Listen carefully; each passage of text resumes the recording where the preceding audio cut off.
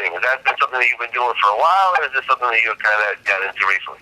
Well, off and on as a kid, I always off and on I was in and out of church, but I had a bad experience in church one day when my mom was sick, and I had went to church with my siblings, and the pastor at the time was a woman, and her grandson was picking on me, and I called my mom during the break to tell her, and she's like, just let them know, because at the time I used to fight boys all the time. She's like, you can't fight in church.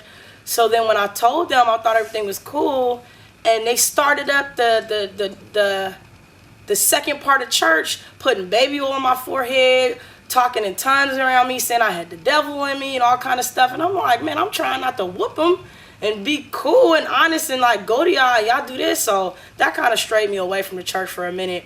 But when I lived in Minnesota, I had a host parent that always take me to church, and it was like a mixed church with like they play all these instruments and stuff. So I've been in and out, but I would say the last few years I got a lot more involved in the particular church that I'm a member of. I had never been a member of a church before, and I never would attend Bible study, so I was just hungry to learn, because going to church and praising God is one thing, but actually learning like the history and everything, like, and they call me a baby in Christ or something like that, because everything's so new to me, and in class I'm always asking a whole bunch of questions and stuff like that. But I haven't been in a while because I've been traveling so much, and I live really far from my church. But I do have plans to move back into the Bay so that I could go back to church. I mean, is there any sort of funny looks from some of the women? You know what I mean? With like absolutely not. Loud and absolutely not. Bars and hating and stuff like that. Absolutely not.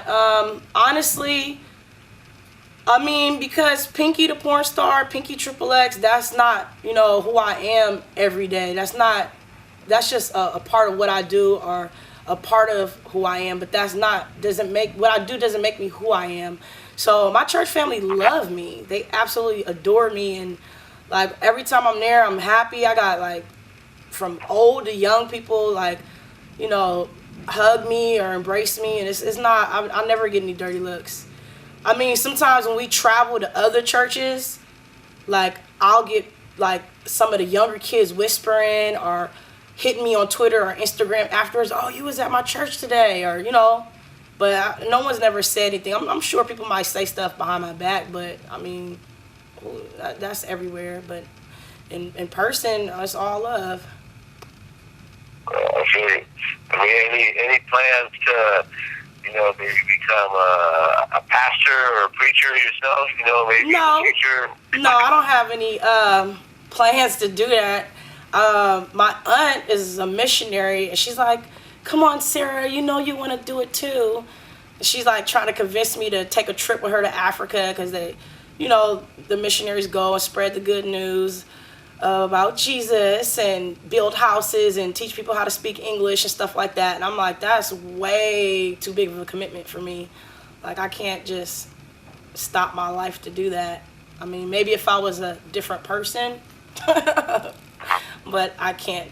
So no, I mean, I don't mind having open discussions and talking about it, and encouraging people to get closer to God, but I don't have any plans on being any pastor or preacher or anything.